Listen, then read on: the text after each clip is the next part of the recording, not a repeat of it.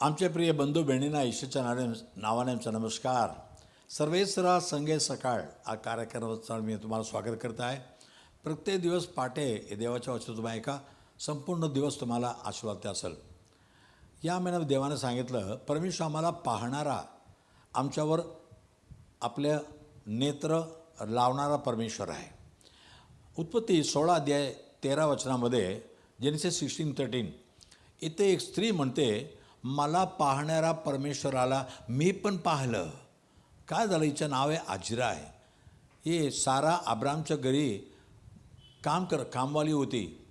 पण एकदा काय झालं, तिची मालकीनी सारा तिला खूप सतवायला लागले. कारण काय, साराला मुलं नाही, पण ही गर्भवती झाली.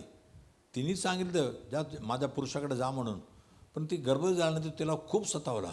ती घरातून पळायला लागली, न सांगता पळायला लागली. पण जंगलामध्ये ती पळत होती, जेव्हा त्या स्वर्गदूत आला, तिला विचारतो, हे आजिरा कुठून येत आहे, कुठं जात आहे? ती म्हणते, माझ्या मालकीनं सोडून मी धावत आहे बाबा, मला सतवते, खूप सतवते, मारते. देव म्हटला, नाही, तू परत जा, तिकडेच राहा, आणि तुला येणारा मुलगा तो संपूर्ण आशीर्वाद असेल, तो एकदम पराक्रमी असेल. आणि तेव्हा ते म्हणते, मला पाहणारा परमेश्वराला मी पाहिलं. हो माझ्या प्रियानो, आज तुम्ही कुठल्या दुःखात आहे, कुठल्या संकटात आहे, कुठल्या वेदनामध्ये आहे, कोण तुम्हाला सतवित आहे, कोण तुम्हाला पीडा देत आहे, हे सर्व देव पाहत आहे. तुमची वेदना तिला माहीत आहे. या वेदनातून तुम्हाला काढायला परमेश्वर शक्य आहे.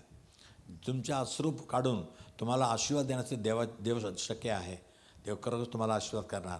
कारण 2000 सालीपूर्वी या जगामध्ये मानवबन आणून आमच्यासाठी वधस्तंभावर जीव दिला. तेव्हा परमेश्वर जिवंत उठला. तो येशू ख्रिस्त तुम्हाला पण तुमच्या संकटातून बाहेर काढणार. प्रार्थना करूया. आमचं देवबापा, धन्यवाद प्रभू, तू आमच्यासाठी स्वर्ग सोडून खाली आला, आमच्या सर्व दुःख आपल्या अंगावर घेतला. आज प्रत्येक जे कोणी म्हणतात, प्रभू माझ्याकडं माझ्याकडं नजर लाव, मी किती दुःखात आहे, संकटात आहे, मला सतावत आहेत लोक, पण आता त्यांना त्या संकटातून बाहेर आण प्रभू, आणि त्यांच्या जीवनातसुद्धा एक आनंदाच्या गोष्ट घडू दे. आशीर्वाद कर. येशूच्या नावाने मागे तुम्हाला ऐक प्रभू राजा. आमेन, आमेन.